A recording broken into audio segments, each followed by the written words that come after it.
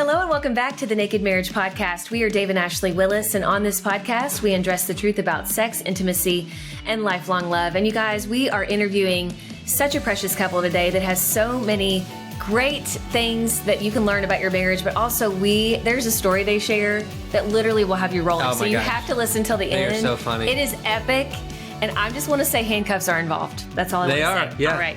Yeah. And the TSA. And the TSA. I mean, it's the best. There's some gold. I wish we had this story because it's and hilarious. a pocket full of condoms. And, well, we don't want to give too much away. Well, there's some stuff. There's some stuff. No. All right. You go ahead. Before we dive in, I want to share. You guys have been so gracious about doing reviews. We ask you guys to do that, and man, have you guys delivered. Today we have a review from Melanie Faith, and it says this. It says, "This podcast is so encouraging. I've been married for 2 years now, and it was hard to find Christian wisdom on tough marriage topics when my husband and I first got married. When I stumbled upon this podcast, I was so excited. Hearing wisdom from Dave and Ashley is just awesome. I love that they don't shy away from tough topics, and they also make talking about marriage just so much fun. Thank you for providing this podcast. It is by far my favorite." Wow. And Melanie, thank you so much. And guys, if you love this podcast like Melanie, please just go to Apple. It's a great place to leave a review.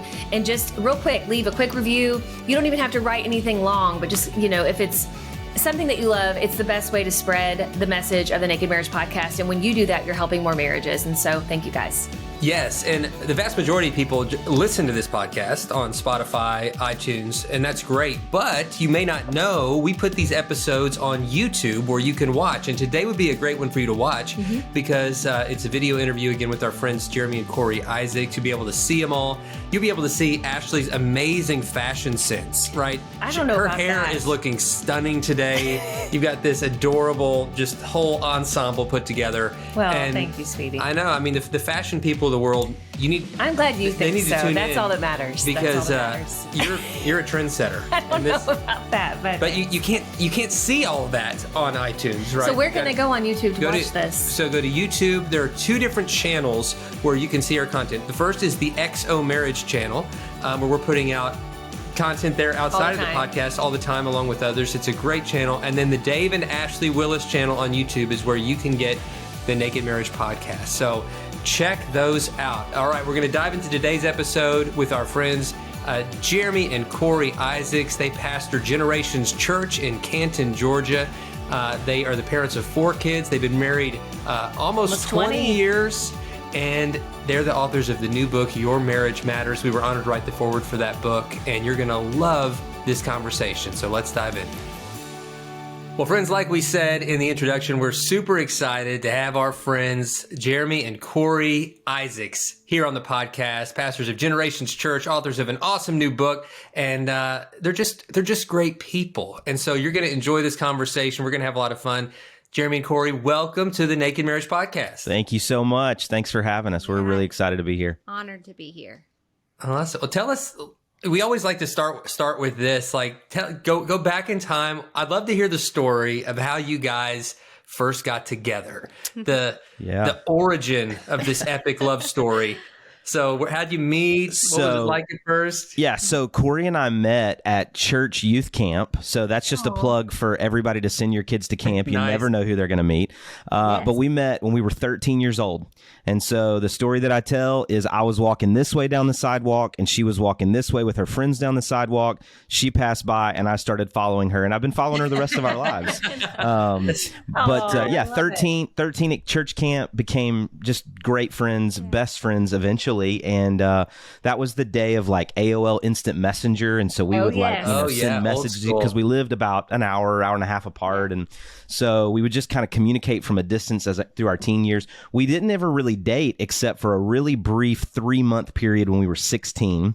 But long distance at 16 is pretty tough, so it didn't last, but we stayed friends. And then we both ended up at the same college.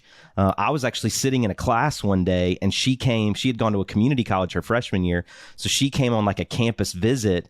And I looked across the way and I was like, oh my gosh, there's Corrie. I didn't know she was coming. And she came over to the apartment. I cooked for her that night. Me and my roommate. I made the best macaroni and cheese you've ever tasted in your whole life. The key to a woman's heart right there. Yeah. And so then while we were in college together, we were just best friends. Honestly, like I would go on dates, she would go on dates, and then we would like leave our dates and then eventually come back and just hang out together. We were just best friends. And I was working at a church, and kind of long story short, our pastor called us to like this season of fasting to start the year. And I wasn't fasting for Corrie. I wasn't fasting for a wife, but I was just kind of fasting for the future and God's plans for my life. And her fast ended a few days before mine, and I was sitting at her apartment. She was putting away her groceries in her cabinets, and I had the most like romantic rom-com line ever come in my head. I was like, I want her to put my cans away the rest of my life.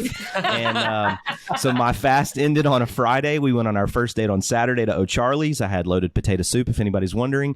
And then on Tuesday, I called my mom and I was like, hey, I need you to help me find a ring, because I knew. And so that's my side of the story. But yeah, that's kind of our love story. Awesome. I love it. Would you add anything else, Corrie? No, that was it. I mean, it really was just best friends. Yeah. And then when God saw fit, kind of changed both of our hearts. And it's been incredible. It's something really special to be married to your best friend. Yeah. So it is. It really is. Yeah. That's so awesome. I love that. And how long have you guys been married? So just over 19 years. It'll be 20 years this year. Oh, it's a big one. That's awesome. I definitely look that old. She does not. But yeah. It'll be 20 years later this year. 20 years.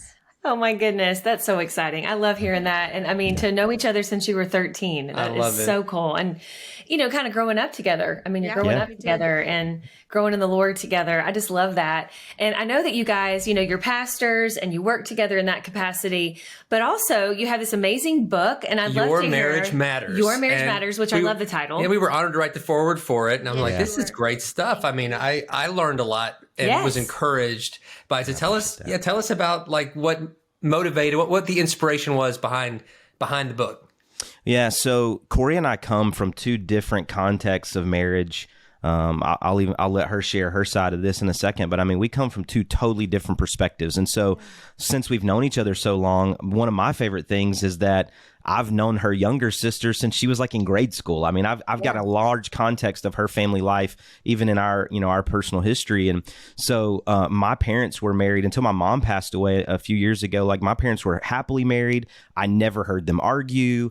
I found out later they did, but their code word was, let's go discuss the budget. I just thought they were really diligent with our family finances, and but I never heard that. So I thought, like, this is what marriage looks like. She was raised by a single mom, totally different perspective. So when we got married, we had a lot of learning to do. And so because we had that friendship foundation, it allowed us to kind of lean into what marriage would look like for us, kind of drawing from and then even charting our own course. And so over the years in ministry, we've been able to do premarital counseling and speak at some marriage events in our own church and in other churches. And eventually we just said, hey, let's take some of these thoughts from these unique perspectives and kind of put them into one format and see if it wouldn't help other people. And that was really the catalyst for the thought, is just take what we had already been sharing, what we had been learning, and really try to see. And we tell a lot of crazy stories about ourselves, things we've done, things we wish we wouldn't have done.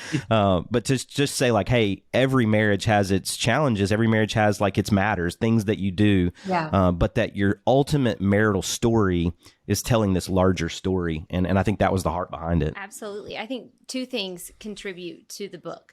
One, I grew up, Jeremy had, the example of marriage in his home, a very healthy, good marriage. And mine came from external factors. So the Lord, in his goodness to me, my mom kept me in church. My mom had been married. I'd never met my biological dad. The dad that adopted me took his own life when I was 9 years old. But my mom kept me in church, and God captured my heart at an early age. And then there were these incredible pictures of marriage within my church. And I remember it was never one of those things that I would go up to these couples and say like, hey, I'm watching you, or, like, you're my example. It was really just by just watching the way they did life, watching the way they talked to each other, the way they treated each other. Being in a youth group with the church, I'd go to some of their homes and see how they'd interact with each other. And I remember just desiring that.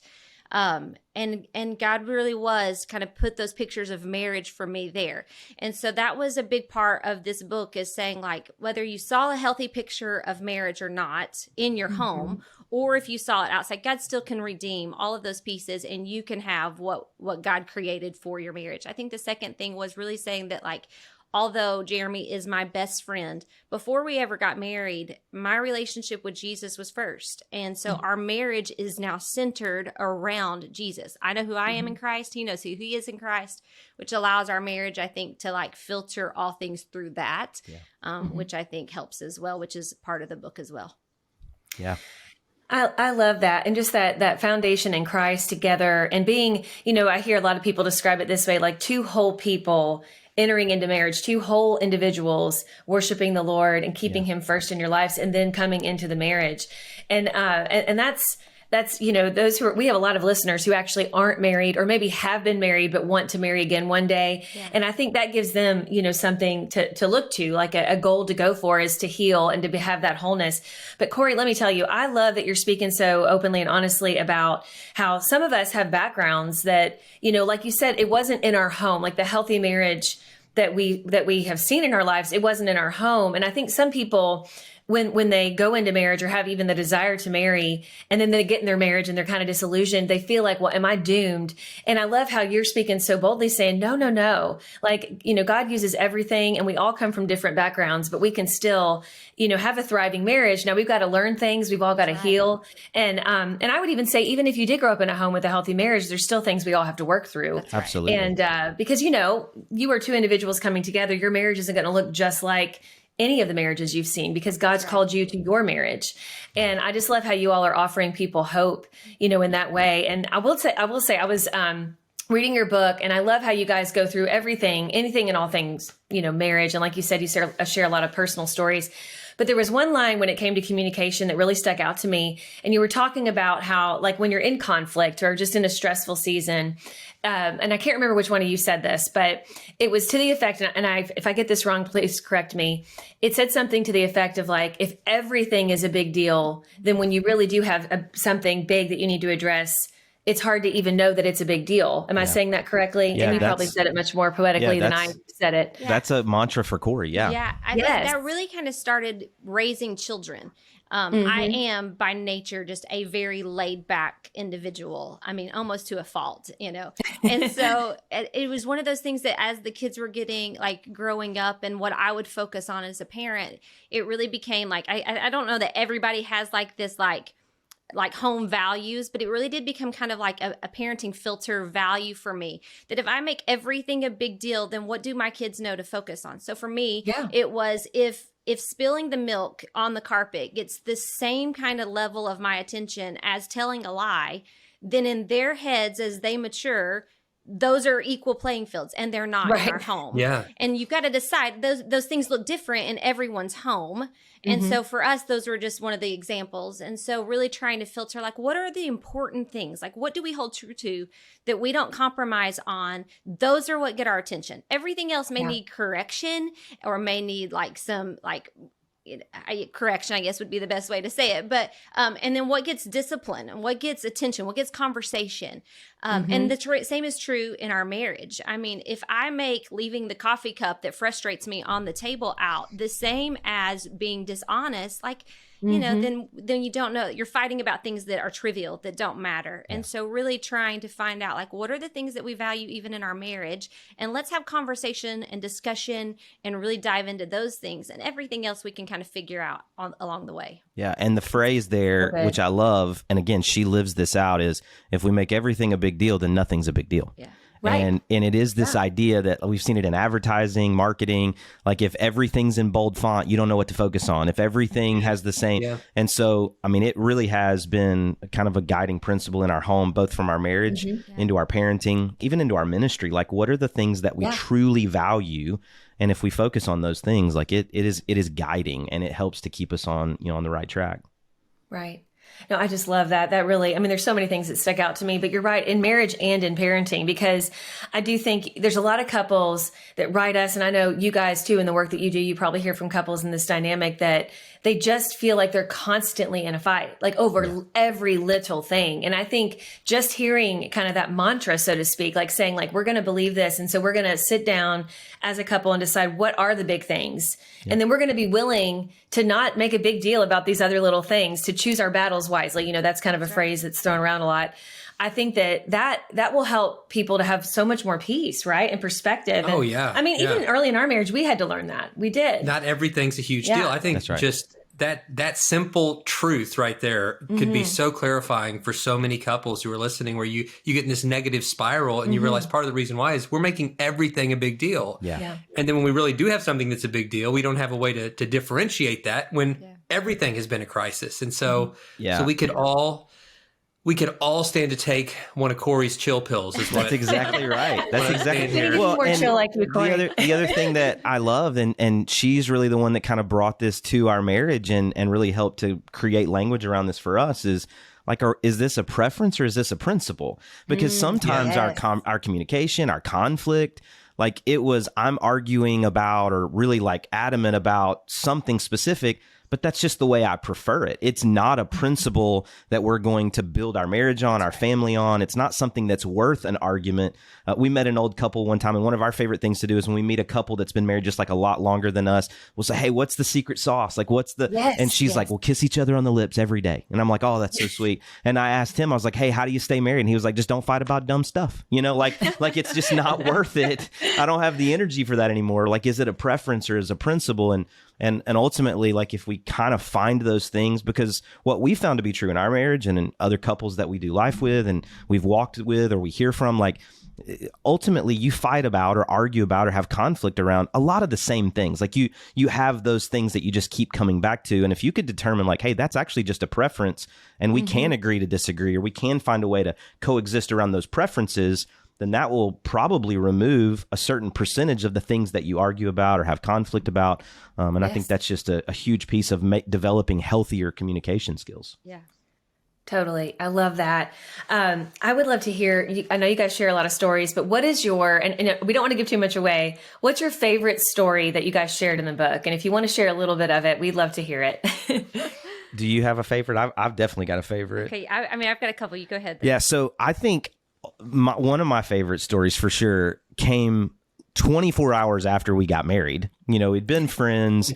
And so we have all these experiences leading up to it, but we get married and we're in the ceremony still. And I think we should probably go back to say, like, we were young. Yeah. I was this very shy, quiet kind of girl. Yeah. And in our ceremony, all of my groomsmen were not that. Yeah. And they decided to be funny. And so they're walking down the aisle of Corrie's home church. My grandparents, who the word we would use is like, they're holiness people. They never cut their hair, never went to movies, Right. But like they're sitting right there. And all of my groomsmen would shake my hand and they had a condom in their hand. And so now I'm standing in the front of the church and I'm trying to hold like a half a dozen condoms. So I'm slipping them in the side of my pants. So after the ceremony, they send our like 5-year-old little nephew up with a pair of handcuffs. And so now we're taking pictures. I'm trying to put handcuffs in one side and condoms on the other side. So we get to the reception and I got these things like eating into my thigh in these tuxedo pants that are just paper thin almost. So I slipped them into the side of one of the bags that we're going to use to leave. And so we put that bag in the limo later. We go to the hotel. The next day we go to the airport. I haven't thought another thing about it. This is not too long after 9/11. Corrie has taken off her shoes and her belt. She's making sure nothing goes off on the x-ray. And she puts her bags up on the x-ray machine thing. It goes through and they take her bag and they say, ma'am, is this your bag? And she was like, yes. Well, as soon as they ask, I start laughing because I'm thinking she's got handcuffs in the side of this bag. Well, and before I knew it, I was surrounded. Yeah, the police came, the security came. Multiple police officers and security. Oh my gosh. The lady eventually reaches into the bag and grabs the handcuffs. She's holding them like over her head. Corrie is mortified. She was like, those aren't mine. Well, now it looks like I've brought handcuffs to our honeymoon without telling her or whatever. And I'm like, I'm sorry. My groomsmen are idiots. Yeah. They've stayed in that bag. She was like, I don't even know how to use these. They're obviously not mine. And I'm like, I've got idiot But I'm willing friends. to try. I'm willing to get adventurous. I mean, is there an owner's manual in there? I'm not really sure what's in the bag, That is gold. And so the lady's like, oh, it's fine. These are fake anyway. There's a little safety release right here. And Corey's like, well, you can keep them. I don't, she doesn't, so we take those, we turn around and my parents' boss is standing right behind us. And I'm like, oh my awesome. gosh. This is great. Yeah. It's just, so that's one of my favorite stories. It's just crazy things that have happened in our marriage. And you got to be able to laugh at yourself a little bit. It's one of those things that it definitely differentiates. Like there's a wedding and there's a marriage. Yeah. And that was like, we had the wedding, that's marriage, you know, like, now we got to figure out like, we're dealing with each other's stuff now. That's exactly right. That's exactly. Well, and this is not even, but like not too long after that, I told you my parents never fought. They never argued in front of us. And so, I mean, we're a couple days into marriage and we have like this first argument. And I called my dad. I was like, I don't think it's going to make, like, I think this may not work out. But Corrie grew up in a home with sisters and a single mom. Like they argued all the time. It was a love language, you know? And so we talk a lot about that kind of stuff in the book. Just, you got to laugh at yourself and you got to be willing to learn. Real life. Real life. I love it. That's so great. That's so good. I'm excited about your next book about, different things you can do with handcuffs. About it's a whole different book. That's a whole different book. It's a whole different wing of your ministry that can really take off. That's exactly right. Corrie, what about you? What's a story you like? Oh my goodness. There's so many. I mean, any of the stories that really are about, the everyday life kind of things are my favorite in the book that are just the real life. I mean, we loved the wedding, we loved the marriage, we loved the honeymoon, we love all of those things. But any of the stories that really do encapsulate everyday life are my favorite. Yeah. And just bring it to, because I mean, I think it's easy to focus on, these big moments, but really most people, it's the day-to-day life that they're struggling with, kids, family. And so when you can bring the realness to that and even humor to it, we do an event here at the church and we tell people all the time, like we gather around round tables to laugh about what people are at home crying about. It's not to minimize what people are dealing with. It's saying like you find commonality when you get together and talk about marriage with other people to realize like your struggle isn't necessarily by yourself. Like other people struggle with the same thing you're struggling with in your marriage too. And so like, then you get around and you tell these funny stories that don't necessarily seem funny at the time, but then you begin to laugh about them and you can kind of take a deep breath and go, okay, everybody has some similar issues or struggles with some of the same things. And so any of the stories in the book that were written that really do bring just like this everyday real life approach were my favorite to write and to read. Yeah. I love that. And I love how, we're similar to you guys in the fact that we're all raising 4 kids. Yes. And, we all know that. We know it's a lot. And I love how real you guys are about that. And I know for Dave and I, and we've shared in some of our books too, some of our first arguments were around disciplining kids and just feeling exhausted. I mean, you guys referenced that, just being in that season of just running ragged and just trying to, find each other in the midst of all that and keep your marriage, at the forefront. But also wanting to raise great kids who love the Lord. And you guys are doing that and you're just so real about it. And I think that people who read this book, they're going to have so many moments, Corrie, like what you're talking about, where they are going to be like, oh my gosh, I'm not the only one. Oh, I can get through this. And, I've never thought about that before. I should try that. I think that would work with our family too. And I love how real and raw you are, but also how practical you guys are. And you do such a great job of that in this book. Well, I appreciate, my favorite scripture in especially in the New Testament, my favorite scripture comes from 1 Corinthians 10:13, and it says, there's no temptation, that seizes you or that you face except that which is common to man. But God is faithful, not let you be tempted beyond what you can bear, but will provide a way for you to stand under it or a way of escape, depending on your translation. But I love the first few words there. It says, there's no temptation. Like there's nothing that you face except what is common. And so much of the enemy's tactic is to get you to isolate, to pull back, to hide in shame like Adam and Eve in the garden, and to convince you that you can't talk to anybody, that nobody's struggling with what you're struggling with, nobody's faced what you're facing, and to make you feel unique and abnormal in your struggles. And one of the things, not just in the book, but just in the way that we live, Corrie has said before, people have said, oh, you're so genuine or you're so authentic. She was like, I don't know how to be any, like, this is just who I am, like just telling our story and, that kind of thing. But I do feel like that when people recognize, whether it's through the book or hearing other people like you guys, your podcast, other couples struggle with that, or, other husbands say those dumb things, or other wives or that, they think the same way. It does give us a sense of like, okay, so maybe we are a little more normal, even in our struggle, than we would recognize, so that the enemy can't cause us to think like, oh, well, we're so broken, nobody's as messed up as we are. There's no hope for us. There is hope because there is some communal aspect to what we're experiencing. And not everybody needs to know your junk, but probably somebody needs to know your junk just to recognize like, no, I can open up. And when I do, I'm going to find that, confess your sins one to another, that you may be healed. Like there's some healing in just sharing in the commonality of our struggles and our successes. And when we do that, we draw a lot of comfort, I think, at least for us. When we hear other couples say, oh, this is what we're going through, or this is what we have walked through, we go, oh, okay, so we've done that too. So we're not the only ones. And so that does provide a lot of, for each of us, I think, some comfort and some encouragement, some strength that we draw in our marriage. I love that. I love it. There's so much hope in that message. And you guys are the real deal. And just the way you minister to others and you point people back to God's truth, and you do it with grace and with authenticity. And so many people are impacted by your ministry and will continue to be. And this book is another extension of that. So I encourage everybody to go get this book. But Jeremy, Corrie, tell people where they can find you guys online, where they can get the book. I mean, Amazon, of course, but anything you want our listeners to know about how they can get more of the Isaacs family. I really thought a second ago, you asked me my favorite story. I was in the book. I really thought Jeremy was going to do the whole reflexology essential oil story as his favorite. That's true. And so I'll leave it at that. I won't go into too much detail about that one. I thought that one was going to be his favorite. And so now he can tell you where you can get the book to find out more about that. Yeah, when you buy the book, it helps me just try to recreate that. And I've invested in as many essential oils as I can for the way that it impacted my wife physiologically. But we would love just to connect. We're both on Instagram and Facebook. Your Marriage Matters. And then the book is available on Amazon. But any way we can help, we would love to connect and help people and marriages. That's great. Well, you guys are a joy and a gift. And guys, if you're listening and you happen to live anywhere near Canton, Georgia, go check out Generations Church and meet these amazing people in person.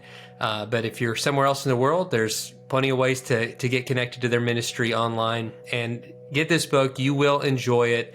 The stories are gold. The wisdom is gold. And these two people are pure gold. That's right. Guys, we love you and we thank you. And just pray God continues to bless your beautiful family and your ministry. And we hope to get to hang out with you again real soon. Thanks so much. You guys too.